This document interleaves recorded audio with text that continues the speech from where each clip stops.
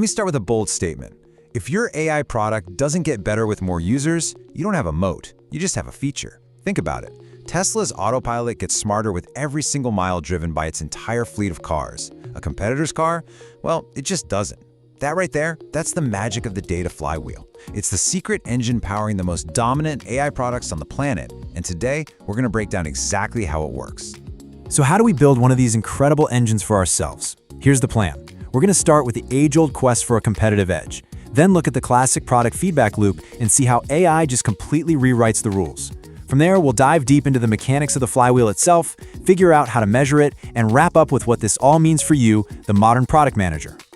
All right, first things first, every single PM is obsessed with building a moat, a sustainable competitive advantage.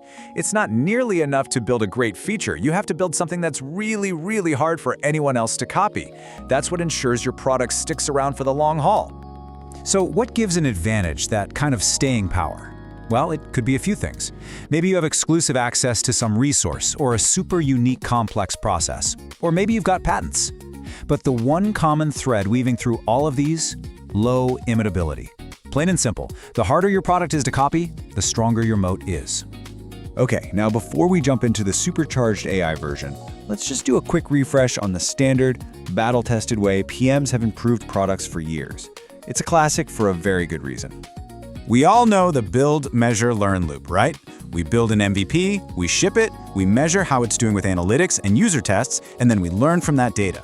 Based on those insights, we, the product team, manually plan the next iteration, the next thing on the roadmap. It's a very deliberate, very human-driven process.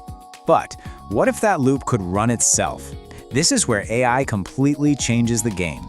It takes that manual cycle we just talked about and evolves it into something that's automated, way faster and a whole lot more powerful. And this is the shift, right here. On one side, you have the good old manual loop. It's driven by a PM, it moves at the speed of your release cycles, it's based on a roadmap, and it's pretty reactive. But on the other side, the AI loop is driven by the system itself. It learns in almost real time, its improvements are based directly on data, and, this is the key, it's fundamentally self-improving. It's the difference between a playlist you curate by hand and Spotify's Discover Weekly, which learns your taste with every single song you play. And really, this idea is at the very core of modern product strategy.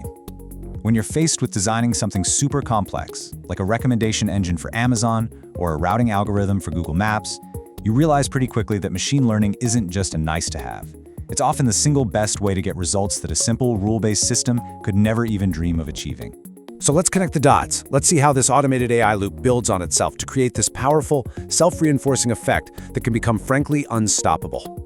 This, my friends, is the data flywheel. It kicks off when more users use your product. That generates more interaction data. That data then feeds your machine learning model, making it smarter.